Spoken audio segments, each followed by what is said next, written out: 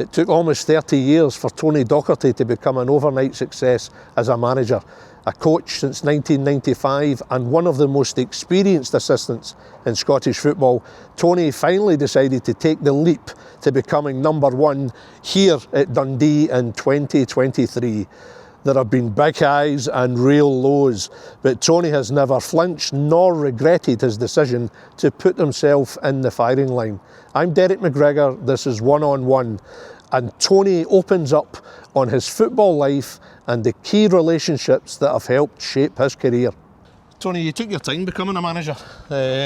52, just coming up for 2 years as Dundee manager. Was it just a desire just to come out the shadows and be your own man? Not necessarily. There wasn't any great hankering to be a manager because I was really happy with, the relationship myself and Derek. We'd worked for 16 years, I think it was, together, and so, and we just had success at Kilmarnock most recently. But the Dundee job coming up, it was too good an opportunity to pass up.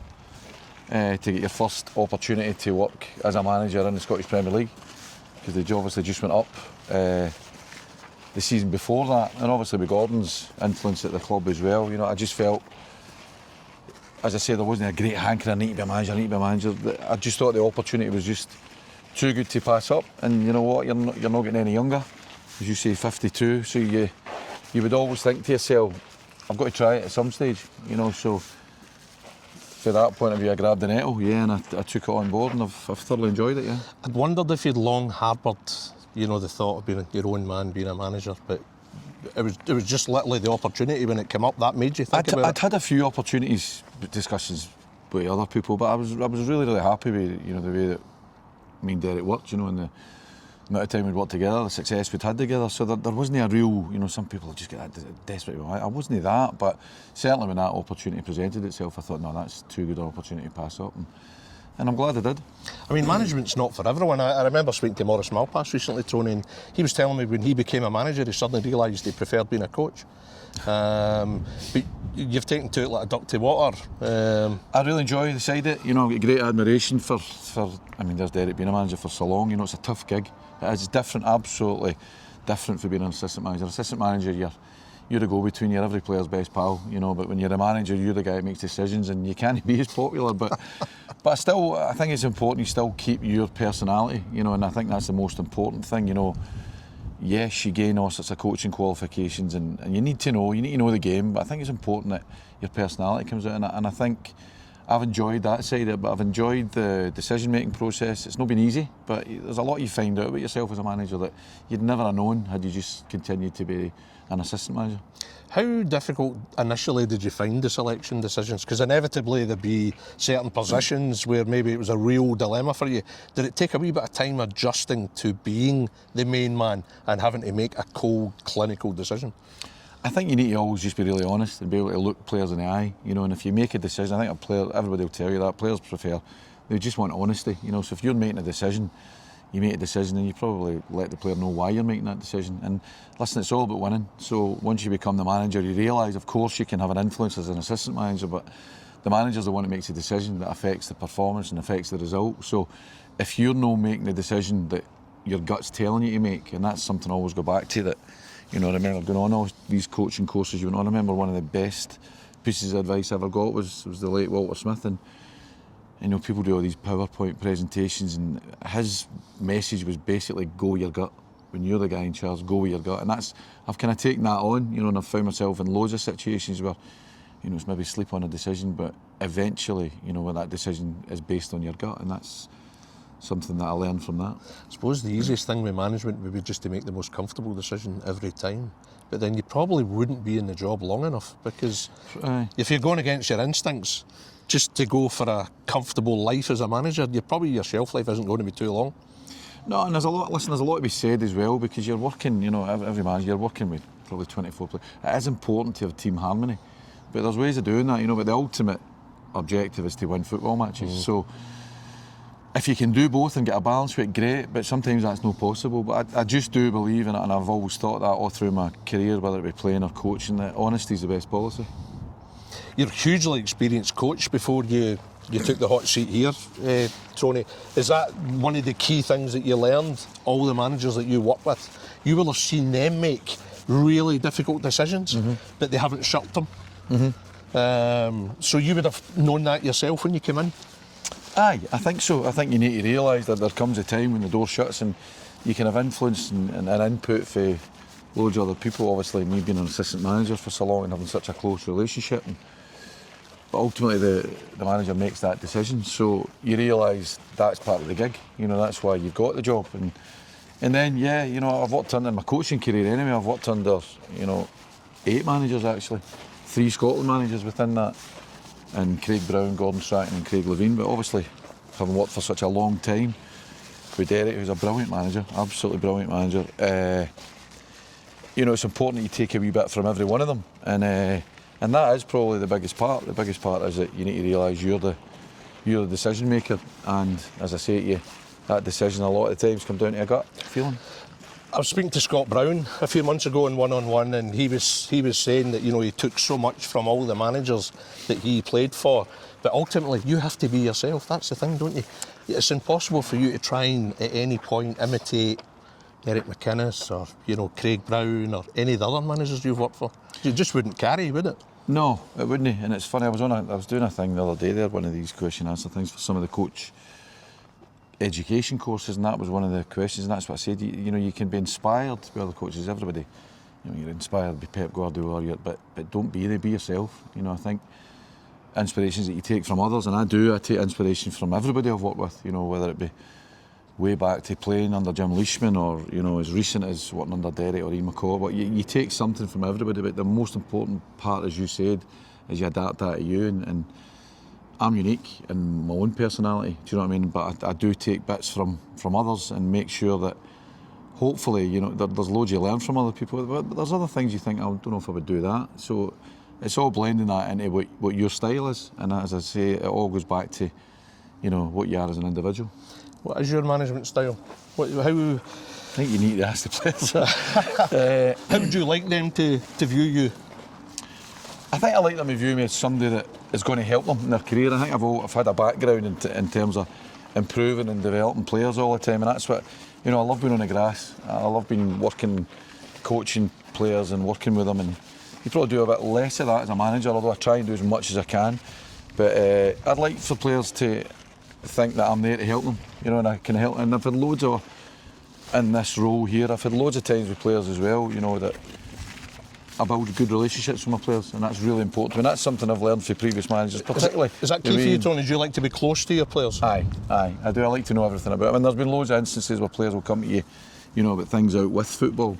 And I think that's your role as well. They're human beings, footballers, talented. They're all hugely talented, but, they all go home to their wives and their kids, and they've all got mortgages. So everybody's got their own issues. But if you want somebody to perform at the level that you want them to perform at, you need to realise that, and you need to get into the kind of human side of things, if you like, and be as close to them as you can, but always in understanding that, and they need to be understanding that you'll make decisions based on the job's all about winning football matches. Of course, it's about improving and developing players, and that's to get the balance between that and winning football matches for the club that employs you. You'll know the players well enough that, particularly in the training ground, you'll get an idea if something's affecting them, if there's something else, and at that point you probably have a word with them. I'd imagine, look, anything I should know. Aye, does that often happen? It does, and I think you need to, it takes time to have that, and when you come in, as I say, that's probably easier as an assistant manager, because you're probably closer to the players, but I still take pride in the fact that it's all about your relationship with players to get the best out of them. And you do pick up on things, and it's the old one that, you recognise whether one needs a cuddle or one needs a kick up the arse, you know what I mean? It's and it's identifying players and what makes them tick, what's best for them. And I think that, again, I think that's a quality that I've got. I'm quite good at reading situations, reading people, and I'm quite good at relationships with people. And as I say, they're footballers, but they're human beings, so it's trying to get that, that balance and knowing what your players are and how to get the best out of them. As first jobs go, Dundee, one of Scottish football's, real great clubs, rich history. Not for you starting down at a lower league level. You're straight in, top flight as well. Yeah. Gary Bohr had taken them in the season before, and you're straight in. I mean, hugely attractive proposition for you Tony? That's why I'm saying it was such an opportunity that it was. I couldn't pass that up. I couldn't pass up the opportunity of doing that. Yeah, when I came in, there were issues with the club. I think there was only 3 signed players when I came in, so it was a challenge. And I actually knew that some people that they maybe spoke to and had maybe knocked it back or whatever, because I knew that there was certain red flags. You had to make sure. But for me, it's how you view that. Do you view that as a threat or an opportunity? I seen it as an opportunity, and a real opportunity. As I say, with that amount of players that were signed, you could really stamp your own, identity on the football club. You're almost starting from scratch with the squad. Yeah, it was like which that. is attractive. Yeah, and the good thing was a lot of these players, like your Lyall Camerons and your Josh Mulligans and Luke McCowans and these boys, they signed on. And I remember having conversations with these boys and Gordon before me as well, just to get them on board. And then you could build, and then you could, at that stage it was quite late. You could bring in your own Becks, your Malachi Boatengs, and you could begin to my first signing obviously was Joe Shaughnessy, so I was very conscious that I could bring in, what I wanted to bring in, and I knew I had to bring in a blender. There was real talent in the younger players, but they needed that experience around about them. So your signings of, for example, your Joe Shaughnessy's, Trevor Carson's, that was so important to make sure that, they're known as cultural architects, the guys that set the standards. And your training ground every day, at training every day, young players need that. And all through my experience, particularly with Derek, even going back to, like your St Johnsons, with your Jody Morrises and Michael Duberrys, it's important you've got people in the dressing room that when you walk out, the message carries on. And you only get that way. Good experience, it's all right just saying experience, but good experience. And it allowed me to do that. If you'd have not backed this opportunity, would you have been concerned about how people would have perceived that? Would they, could a perception have formed that you lacked ambition? Possibly. I mean, they probably wouldn't have known about it because there were other opportunities as well that I'd spoke to people, but I decided no, But as I say, this opportunity was such a good opportunity. I couldn't. But yeah, listen, if you worry about what other people think, you wouldn't sleep, would you? Well, so it's just that it's what suits you at that time. And I'm from the area. I've lived in Broughty now. I came up here with McCowan with Dundee United 19 years ago, I think it was 19 to 20 years ago. So I know the area. I kind of know the pulse of the city, and it's a huge footballing city. And I just thought this opportunity presenting itself now. At the age I'm at the stage I'm at. And being a Premiership, there's only 12 Premiership managers, it's too good an opportunity to pass up. Gordon Strachan, the technical director here, of course, would have been pivotal in bringing you here. Can you give us an idea of what he said to you and, the kind of how the talks went at that time? Because I'm sure your gut feeling initially was, I'm going to take this, but then you want to hear the detail, don't you? Yeah, you do, and just up for here, and they've got a great training facility here as well, and they've got... And Gordon just kind of said it's a good time to be a Dundee manager just now, and those words coming from somebody that's as experienced and has been as big an influence in my career, because as you know I worked with him in the Scotland set up, then that kind of spoke volumes, and then having got that kind of green light, if you like, that kind of assured me that something I should go for. Some folk would possibly be concerned with the huge shadow of Gordon above, but from your point of view, coming into your first managerial job, I take it you couldn't have had a better man in place. Because I knew him. Because I knew him. I knew the experience, as I say, when I worked with him in the national team, and I'd like to work with him for longer, but it didn't carry on for that long length of time because I was working in an Aberdeen team at the time that were qualifying for Europe, finishing second. So it was difficult to manage both. But getting to know Gordon, and I would regard Gordon as a good friend, and taking advice from somebody that's not just such a huge influence in football, but somebody that knows you as a person. I think that was a big influence. I mean, your first season, top 6, you were nominated for Manager of the Years, absolutely outstanding. But of course there'll have been difficult times, and is Gordon being a guy you can speak to? Is Gordon somebody you can lean on for absolutely. A bit of guidance? Yeah. Why would you not? You know what I mean? And he's brilliant. As I say, you regard him as a friend, but as a mentor as well. And so he's been through it all. He's done it. He's done it all. So there's been times there when it's been, and it's just subtle. He's no in a way that I'm running and speak to you. You just come into your room and want a cup of tea, and you'll just get a blair. And when he gets the tactics board out, it's Jesus. That's an education. He's such a knowledgeable person in terms of his football knowledge. But no, he's a friend, and he's always been that support, and he's always been that help. Funny? Oh, brilliant. Once he goes off from one, you just let him go. He's got some good stories, got some really good, funny stories, but maybe not for this.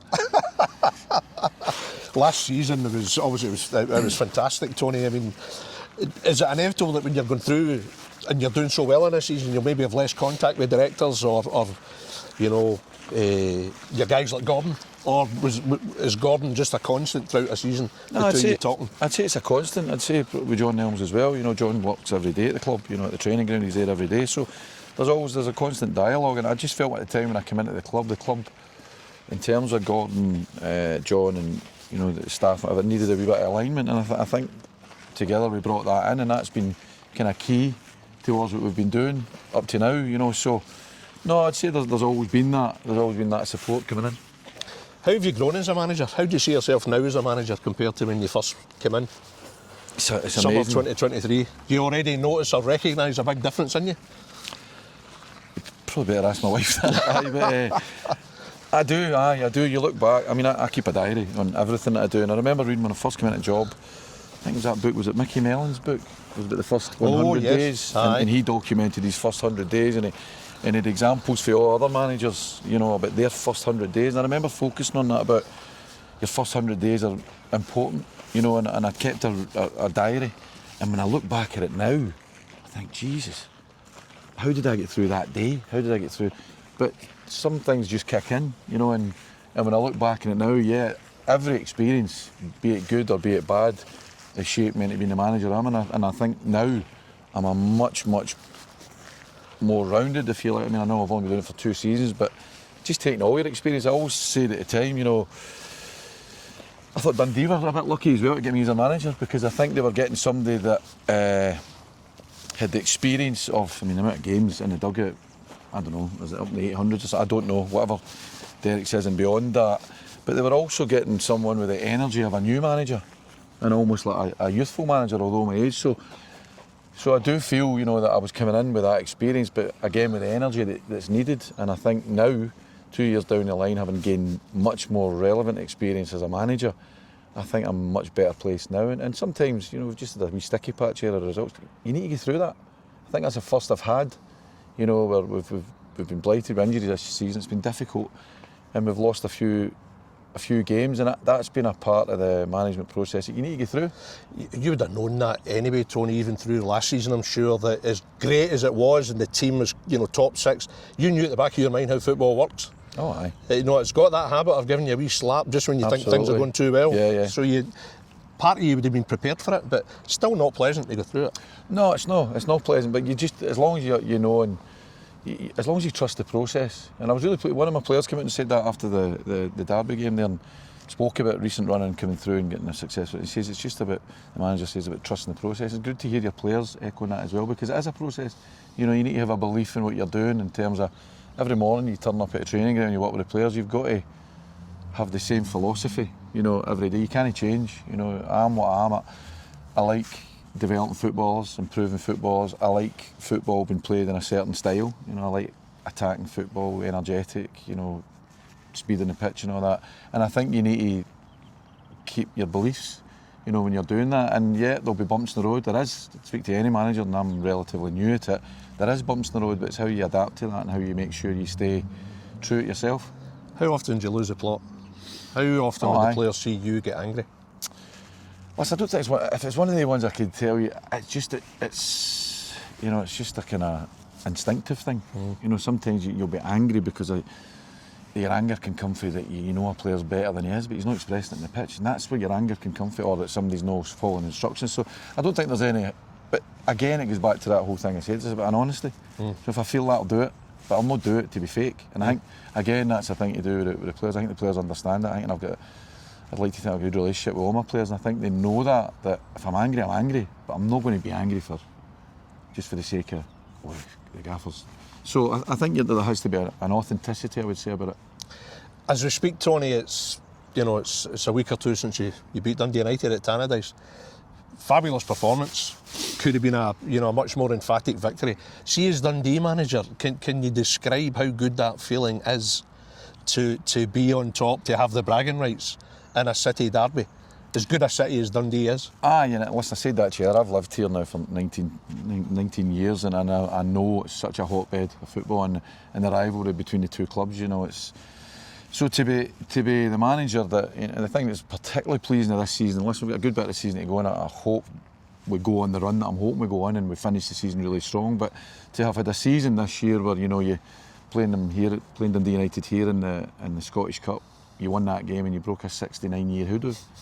And then the next game you go across the road and it's a 21-year, you know, since they've won at Tannadice. So that's a good feeling, you know. No for me, of course for me, but more so for the players to say, you know, that's history.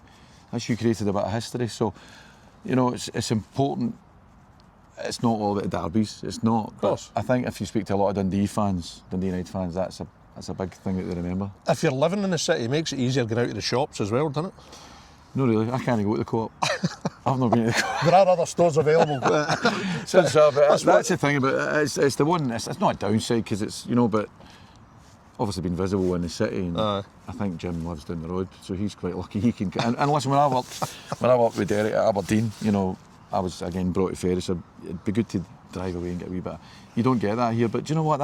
I'm not complaining about that. I knew that, and I know there's brilliant people here, and they're really, really so passionate about their football. As I said to you, when I took the job, I kind of knew the pulse of the city. I knew Dundee United, because I've been here, I've walked across the road as well, so I knew what that was going to be like, and you can't shy away from it. I mean, I know what it's like in Glasgow, Tony, and I know what it's like in Aberdeen. What's it like in Dundee when you're out and about? I mean, how are the Dundee United fans with you? Is it banter? Does it cross a line at times? Fortunately, I mean, I need to say it's never really crossed the line with me. You know. Listen, it's like every city. You know, places to go and places not to go. You know, in particular. But listen, I'm at that age now that I don't really do a lot of socialising. You know, myself and my wife will maybe go to people's house or whatever. You know what I mean? So you know the boundaries. But I've got to say, you know, for both sides, I've not, touch wood, had any real. Have you had a wee good moment? I say a good moment. I mean, in a kind of funny kind of way, where you've maybe been in a situation with certain Dundee United fans in the city, and it's actually turned out to be fine, but you were maybe a wee bit hesitant at first. How's this going to go? And it turned out it was good banter, and it was a wee bit of respect. You had any of those kind of moments? Not really, to be honest. I mean, we had a recent golf day up at Downfield, and they're all kind of Dundee.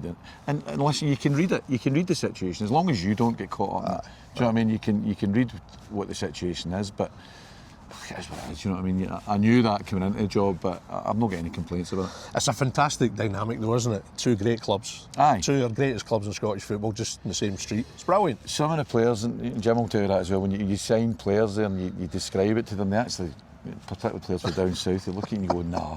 And then when you bring them here, I mean, listen, one of the best things, see that walk when you choose, like last week in the derby, see when that walk, because you gather at your own club, you do your team meeting, and then you walk down with the fans, and it's a brilliant experience. It's absolutely unique. You wouldn't get that anywhere else, and I don't know, world football, I don't know, but it's a unique experience, and obviously it's a better experience when you win. And so far, my record in derbies is played 4, won 2, drew 1 and lost 1.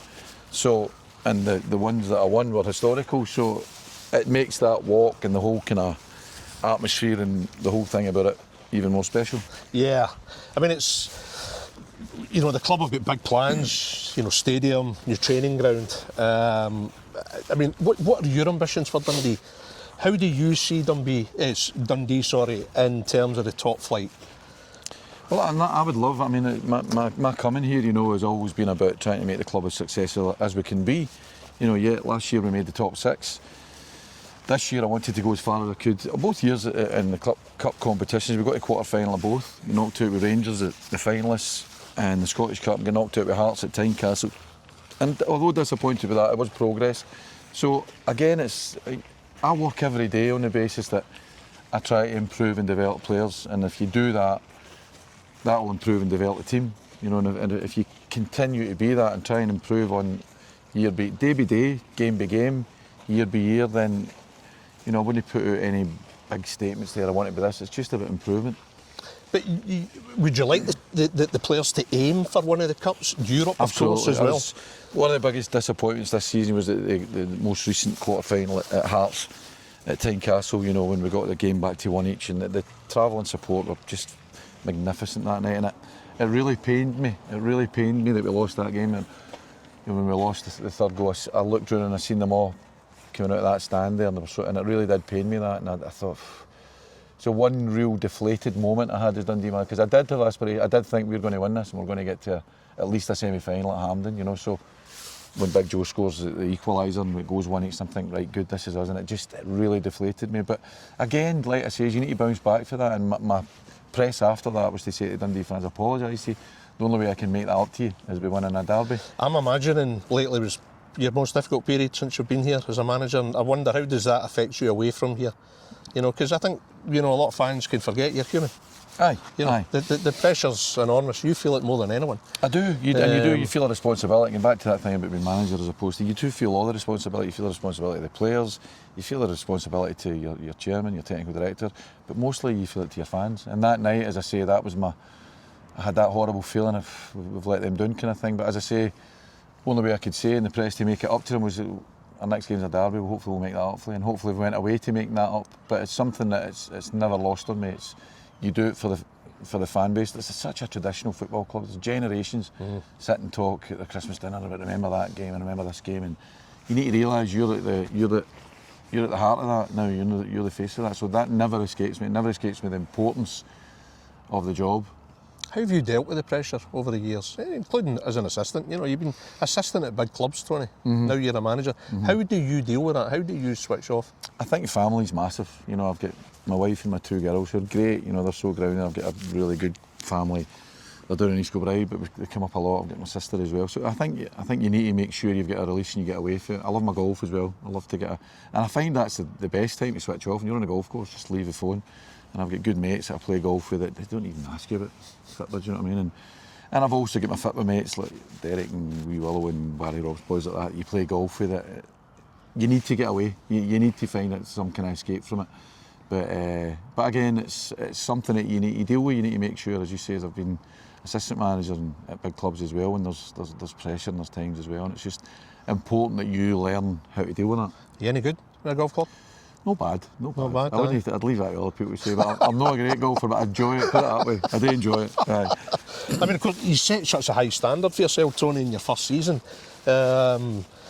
You know, obviously expectations then remain high. I suppose as a manager you want expectations to be high, but it's then living up to them. That's the hard part, isn't it? And this season's had so many difficulties for you. Injuries have been chronic this season, haven't they? We've had a terrible, I mean, I know, listen, I don't want anybody to think I'm ever that tight, I'm putting out excuses or whatever, but it has been a particularly bad season for experience. Not just experience, just injuries. It's injuries to experienced players, which, as I said to you, to create that environment when I come in the door I want to create to improve and develop young players, that's such a pivotal part of it. And you know, there has been reasons for some of the disappointments this season, but you know, that's hopefully in the past now, and I've got, you know, the ones with Joe Shaughnessy, my captain, with Trevor Carson's, Jordan McGee's back now, you know, and I think you've seen with them back in their most recent performance in the derby there, I'd say that's a performance that's kind of synonymous at my team, you know, high energy, attacking football. We scored 6 goals that day, but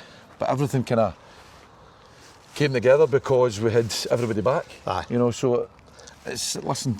I think when it's clicked this season, obviously we think of Rangers and Celtic coming here. It's been terrific, very, very good. Goals, attacking play. Yeah, we had a really good January here actually, and that was at a time when injuries started. You know, properly started. But we get through it. You know, with that cup win against United, as you say, we did the 3-3 against Celtic, the 1 each. But then we had a bad month in February, it just caught up with us. And sometimes having a bad few results in that month, you know, that's a difficult period. But I'd like to think now, you know, our most recent performances in the league, you know, against Motherwell away, St Johnstone, and then most recently the derby, you know, we're looking much more like ourselves now. And there's still a good bit to go, you know, and I'm hoping that we can show that consistency now for now at the end of the season. See, looking at a bigger picture in terms of the city, is it great having Dundee United and Dundee in the top flight? I think so. I think we missed them last year. You know, good for each other as well. Yeah, I think so. I think it's great. I mean, financially and everything, and just the buzz around the city. You know, when well, last year obviously they won the championship, and so we have a place. And you missed the derby, and everybody said to me about missing the derbies. And I've been involved in derbies before, but it's not until actually this season when you know the 4 derbies that we've played in, you realise it just cranks everything up. You cover it when you come and do the games, but just the atmosphere, the whole build up to the week, as I say, that walk down, it's 2 institutions, you know, real traditional football clubs with great support and tradition, as I say, that brings it together, and it's a brilliant atmosphere. Of course, you've been behind enemy lines. You were a coach, you know Gordon Strachan, Craig Levein, Craig Brewster, and Ian McCowan. Ian McCowan, yeah. So you'll have respect for Dundee United as well? Absolutely, yeah. I mean, you're right, I come up here with Ian McCowan at that time, and there's great respect. And I think that's what the city's all about. It's two big football teams, of course, there's no doubt when you say they hate, there's a rivalry. But there's a respect. Yeah. There's a respect between the both clubs because it's a traditional footballing city. The histories are fantastic, Tony, aren't they? Aye. Fantastic histories. And in a way, both clubs have been trying to live up to it as well, back in the heydays. But it's fantastic for a city. Yeah, it is. And as I say, that unique atmosphere, that buzz you get from it, it's been brilliant, and unfortunately I've been in at the 4 games, 3 of them have been in the better side, but I know what it's like as well to lose a last minute winner here to Dundee United. I remember how that felt. So you get an appreciation of both. But no, it's brilliant for the city. It's brilliant. It is the heartbeat of the city. As a coach, Tony, I mean, player development, is that huge for you? You want to make players better, and I guess you'll look through your career at the clubs you've worked for, and you'll take a certain pride, maybe a certain influence in certain players that have risen through the ranks.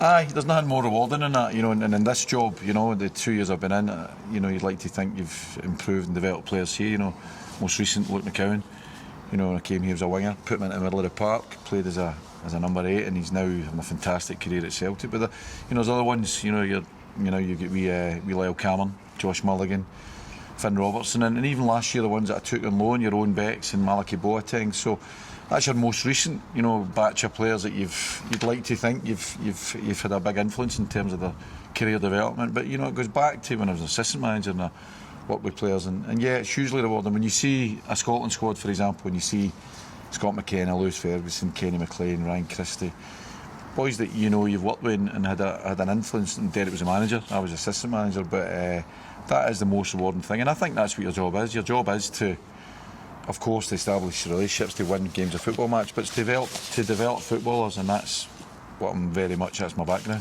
Of course, there's so many people involved in that process of developing a player, but I suppose if you've, in some kind of way, feel you've played some kind of small part, then you take a lot of satisfaction from that. And, you do, yeah. Lyall Cameron, aye. You see Luke McCowan getting the opportunity he has, and I suppose these boys have also got to respond to the coaching, so it's credit to them as well. It's huge credit to them, and I say every player that comes in, I say every day you come into our training ground, I want you to walk out the door having learned something that day. It can be anything. It can be, I don't know, shielding, about tackling, or it can be something in the analysis room that you learn in the game. But I am very open about that to the players, that every day this is a learning environment, and you need to make sure that every day you come away having learned something in your football career. And the players need to buy into that. And I think these ones that you've just mentioned there, and as I say, the senior ones as well, I think they've really bought into that. And if I'm doing that, me and the staff, Stuart Taylor as my assistant, Scott Patterson, first team coach, Alan Coombe, goalkeeper coach, if we're all the same kind of mindset, that we're all wanting to develop the players on a daily basis, and the players are bought into that, then that hopefully gets you success. Do you keep in touch with the boys that have moved on? I mean, obviously I think Luke McCowan this season, is he somebody you would still message? That all the time. Would he keep in contact with you? All the time, and all the way back to Kenny McLean, Ryan Christie, boys of that, even as far as my first youth team. My first youth team actually I had at Falkirk, but it was Mark Kerr and Lee Miller, and they're still. I played in a charity game with the two of them last week and managed to keep up with them. But and your youth team I had, for example, over at Dundee United, where it was your David Goodwillies and Gary Kenneths, Johnny Russells. You do, because I think something we said earlier on, you do establish relationships with players, and if they're genuine relationships, they don't just fade. If it's a genuine thing, then you continue that kind of contact with them. So I think, Luke's the most recent one, but we Lyall and Josh and boys like that as well. You've developed that relationship with them that you think that will continue. Now, fascinatingly, your desire to be a coach meant that you effectively ended your playing career. Is that correct? Aye. To take an opportunity at the SFA. Tell me a wee bit about that and the fast emergence of somebody who would be a huge influence on you, a former Scotland manager. Yeah, Craig Brown, obviously. So, my career, I signed as a youth player at St John's, and I signed professionally with Dunfermline. I did spells down the road at Cambridge United, and when I came back, I did my PE degree, and that's where, Craig Brown's father actually was a rector at Jordan Hill College of Education, the Scottish School of Physical Education. So that was my kind of first encounter with Craig, and I went part-time. I did my PE degree. Ironically, Jimmy Sinclair was the assistant manager at Stirling Albion, where I played the part-time career, and there seems to be a thread right through with Craig Brown. And Craig at that stage invited me to join, 1995 I think it was, invited me to join the technical department at Park Gardens. At that time Craig was the technical director and the national team manager, which, how you managed to do that, you know, and Craig was an inspiration. But anyway, the technical department at that time was Eric Black and what an invitation. Brilliant, and Tommy Wilson. But the downside of that was that Jim Farry was in charge at that time. The downside of that was when you took up this job in the technical department as an SFA coach, you had to end your playing career. So I had a decision to make then, and at that time I was playing part-time, and it wasn't Of course, you don't want to stop playing, but you know, when you look at careers and you look at where you're headed, I took the decision under Craig to join the technical department, stop playing. I can't remember what age, I don't know, 26, 27 or something. And but at that time, you know, it was 1995, so Scotland had just got to Euro 96, France 98, and I was part of that as a kind of development team, and they were brilliant times, you know, absolutely brilliant, and it was a huge education, and as I say, Craig was a huge, you know, mentor to me at that stage, and he got me started in the coaching career. I was going to say, you know, that's not just one of the best decisions of your career, that's one of the best decisions of your life. Probably, it would be, and again, you know, really close conversations with my dad and all that, you know, who'd always been my biggest supporter in terms of playing and all that. Any former teammates that told you, Tony, that was a great decision as well? Aye, loads of They go on the line that you actually retired for playing due to lack of ability. But no, so that decision came up, and I actually had a wee sabbatical after that for a wee bit. I went out to America because I was really missing the playing, but still, Craig allowed me to do that while I was doing my coaching, and that's the guy he was. But from then on, you know, and I went on and I think I was the youngest ever to get my pro licence. So my coaching career really took off, and I was, as I say, in that technical department with Jim Fleeton and Eric Black and Ross Matthew and Frank Coulson, these boys. So good people. Yeah, you did. You lived people. And breathed that. So the brilliant kind of education, if you like, is to being a coach. And then from there, I moved on to, you know, getting into club football. I thought I'd got all the experience I needed in the governing body, but then I branched out and I started getting involved in club football. And my first experience of that was going to Falkirk and working under another brilliant manager, Alec Totten, real traditionalist as well, and you know what, I just followed on from there. I went Ian McCowan, he brought me here to the city of Dundee, worked under a few other managers, Craig Levine, Craig Brewster, Gordon Chisholm at Dundee United, and then at Dundee United was when I got in tow with Derek. You know, Derek was a club captain, he'd just come up for West Brom. Ian McCowan signed him, and then left Dundee United, went to St Johnstone with Derek, and kind of the rest is history. How would you describe Craig Brown's influence in your life, Tony? How would you sum him up as what he means for you?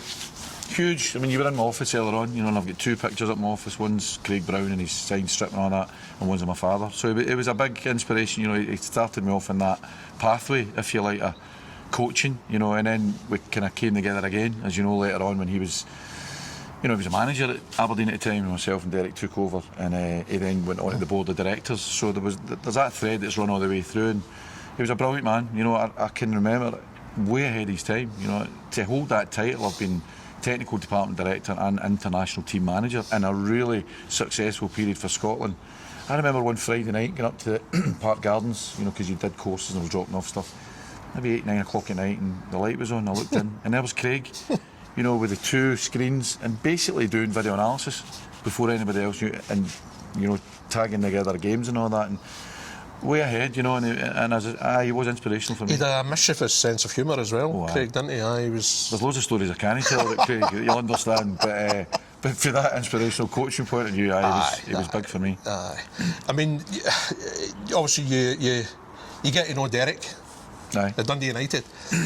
Little did you know then that you know, you would work together, 16 years together. I mean, how would you describe the relationship?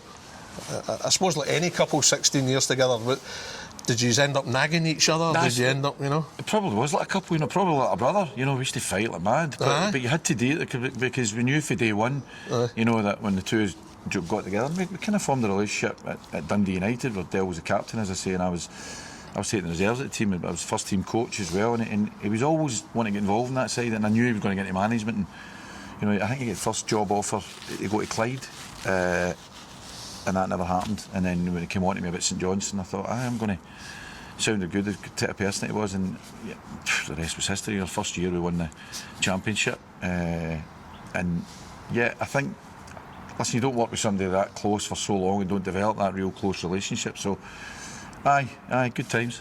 The fact you are opinionated, was that almost like an attraction for Derek? Because you weren't just going to sit there and nod your head to everything he was saying to you. If you weren't happy with something, I take it would you give your tuppence worth? I think you need to be, I think. Is that a proper, healthy manager-assistant manager relationship? I think so, because the same. We both get the same motivation. The motivation is to make sure you put a winning team in the pitch. So you might have difference of opinion, and as I said earlier on, the final decision is always with the manager. But I think now, me in my period, and having Stuart Taylor, for example, as my assistant, and Scott Patterson there, I don't want them just to agree with me. I want them to challenge me. And I think that was obviously something that Derek had as well. You need challenged. If people just agree with you, you can't be right all the time. You'll form an opinion and you'll make the final decision. But I think there has to be an educated, decision to try and influence or to try and get your point across. But ultimately, it lies with the manager's decision. Fantastic moments, weren't there? Some journey. Oh, brilliant. St Johnstone, Bristol City, yeah. Aberdeen. I mean, I think obviously the obvious ones that come to mind, apart from the championship success at St Johnstone that really put you in the map as a management team, you won the League Cup at Aberdeen. Parkhead, 45,000 Aberdeen fans. What are your memories of that, pre and post match? It was the worst game. It was the worst final you've ever seen. It was dreadful. There was nothing each. It went to penalties. Adam Rooney scored the winning penalty, but I remember we... Was it unbearable during the game? Because all the pressure, let's face it, was on Aberdeen. It was. 45,000 fans. You couldn't flop in front of that, could you? Nah, you couldn't. And it was, there was moments in the game. We should have won the game, I think, but I remember the day before it, we actually trained over at St Andrews, and we had a training session down at St Andrews University, and we needed pace in the team. We knew that, because it was playing against Inverness, and we knew we needed to... A bit like the team are now, a bit of that dynamic pace with Johnny Hayes and Peter Pollitt was a man. Peter Pollitt failed a fitness test, and we thought, And I don't know if you remember, in the first minute of the game, we took centre, and typical wee Johnny Hayes. Johnny Hayes was maybe in the left shoulder. wing. But he went out to the right wing, and he jumped, and somebody landed, and within a minute, put his shoulder out. So a pace in the team was gone. I think we had to bring but Robson come on. But anyway, just the pace went out the team, and we thought this is going to be a struggle now, and it did. It went over the 90 minutes, but we eventually won it, and that was a brilliant experience. And listen, a brilliant group of boys. That we just did the. You saying Barry Robson was slow? No, I wouldn't say that. He wouldn't let me away with that. What a brilliant player Barry was. I need to say that on record, or he'll not let me away with it. To be fair, he was about 34 at the time, wasn't he? 34, 35. He was. Good player. He scored the first penalty, that set us off. But brilliant player. But Barry, in that day, I remember that actually when we won the cup. Because of course in front of that crowd and all that, I travelled back up the road for some reason. It took five hours in the bus getting back. There was roadworks and all that kind of stuff, and it ended up being the best 5 hours of your life. Barry had just lost the vote the day before, and it was his forfeit to buy the boys something. It was normally bring cakes or whatever in. But on the way up in the bus, we stopped off at I think it was a Tesco. And I just remember going through the aisle there, and Barry had a basket, a trolley, and it was just everything was launched in it. And we got back in the bus, and with a 5 hour party, came back up in that bus. What was a Coke lemonade, of course? Coke lemonade. Yeah. None of your Southern Comfort, none of that, no. And the boys that have just won a cup, closest mates together. Us all as a management team, myself, Derek, all together. With a Mike, booze, and a 5 hour journey. Wonderful. It was, if Carlsberg did bus journeys. That was it, and that was brilliant. I remember I had the mic to start with. What was your tune? I was going to say the only song through my fair that I knew the full words to were The Wanderer. And you've got all these young boys. What's he? So it came up last year when we were on the they're saying, Doc, he's a Wanderer. Slaughtered me because nobody knew the words, but I wasn't moving. What was Derek's? I think he get quite topical. He sang The Killers or something. I thought, Gaffer's cool. Aye. I got up and stood up and sang a Wanderer. Sit down. So it got brought up last year again. I mean, Europe as well. I mean, so many. There's a lot of people, Tony, think that Aberdeen should have won the league 2015-16. Aye. Ronnie Dyler Celtic. There wasn't a great gap between you. No, I think that was the time. That we could have won. I think we'd 4 second place. In our time, in our 8 years there, we'd 4. We qualified for Europe every year. And I think 5 cup finals we were in or whatever. But that year, and I think January was pivotal. We lost our number 1 and our number 9. Danny Ward, if you remember, was a goalkeeper. Tremendous signing. He get recalled. Yeah. By Jurgen Klopp at Liverpool, and Adam Rooney, really innocuous, pulled his thigh. you know, in a training session we did indoor, and that really, when you look back on it, I think the day you said it was at Motherwell, when I remember just getting out Celtic at the early game, Celtic were losing in injury time. Tom Rodgick scored a 90th minute winner, a worldie, an absolute worldie at Kilmarnock. Yeah. And the reaction of, I was there that game, the reaction of Celtic said it all. Aye. Because they were immediately concerned about Aberdeen and how Aberdeen were getting on. And we went out that day, I think we went out doing the warm-up knowing they were getting beat, and you thought this could be the day, this is where it all flips. And it did all flip, but the wrong way, unfortunately. And I do remember Barry Robsdale come up again in that game. Particularly, we brought him off the bench, you know, and I think it was 1-each at 10. Right, Barry going on and try and get his winner. Within 2 minutes, Barry was jogging by us again. He went on the pitch, and within a minute, he'd elbowed wee Scott McDonald in the face and get the centre half, went back down. So that day was that was a pivotal day. It could have been or it couldn't have been. So when the day comes at Kilmarnock to leave Derek, you'd won the championship. You'd won the championship. Yeah. So when it comes after 16 years, you're splitting. How would you describe that day? Was it emotional? I suppose it was, but Derek was involved in the process the whole way through. You know, or was he going like that? Was he? No. Maybe tell you that. I don't know. Not at all. But no, but I mean that's you know that's a long time. It is. Of course it is. You know, you've been to do so much together. Yeah, and been so close. I've been through loads out with football together. You know what I mean? So. And you're not just leaving; you're going to become a rival as well. Well, that's the thing. But he was involved in the process all the way through, and I remember us sitting down a few times and then just quizzing me. You know, you sure you're doing it? Blah blah blah. Because he was, you know, we're mates. But But no, that decision was taken, and as I say, he was involved in the whole process, and even his family, you know, his boys and that found out it was a bit of a wrench. Did he feel, as much as he wouldn't have wanted to lose you, did he recognise that this was too good an opportunity and it was the right time? I think so. Yeah. Once he spoke to me, and he realised that as well. So, and listen, he went on the next year and had a brilliant year. You know, so you know, I think he won Manager of the Year. The twos were up ironically for Manager of the Year, and he won it. But. So he went on and had that success as well. So how's he got on nowadays? How's the relationship changed? It's changed a bit. It's inevitable, isn't it? Well, it's inevitable. When you spend 16 years that you see somebody every single day and you share so many things, but then you go for that to being rivals. We don't talk as much, but you know we do. We're still in communication, and we've had the odd game of golf recently, and when it settles down, you know, you get your game of golf with pals that we've got as well. So any ding-dongs across the technical area, that heat of the moment stuff? No, really. No, we've had a few, some brilliant games, you know, since that. But no, nothing heated. I think there's too much respect both ways. You never won a Scotland Cup as a player, but I'm guessing that when Gordon Strachan, then Scotland manager in 2017, invited you to be part of the backroom staff for 2 games, I think it was Canada and Slovenia, that must have felt as good almost as getting a cap as a player. It was a brilliant, huge for you. It was a brilliant experience, and you know the best experience of that was that, you know, my father, I spoke to you earlier on, unfortunately passed during COVID. You know, and he never get the opportunity to see me being a manager. But he'd always, you know, we had conversations. Him and my brother mentioned it. You know, she'd never. But the one real brilliant memory I've got of that was when we won that game against Slovenia, World Cup qualifier, and I came up into the Aaron Lounge. And my dad was there standing, waiting, you know, beaming, absolutely beaming that he'd been part of that. You'd never get it. Did you tell he was emotional? Oh, absolutely, aye. Just priceless that, you know, that was a real memory of that, and I'm forever grateful that I got that opportunity, as you say. Didn't play for Scotland, wasn't good enough to play for Scotland, but managed to get involved in the national team setup. A lot of us don't often see our fathers getting emotional, and then when you do see them emotional, it hits even harder. Was that the case with your late father? Was that probably when you saw him, what it meant to him? Aye.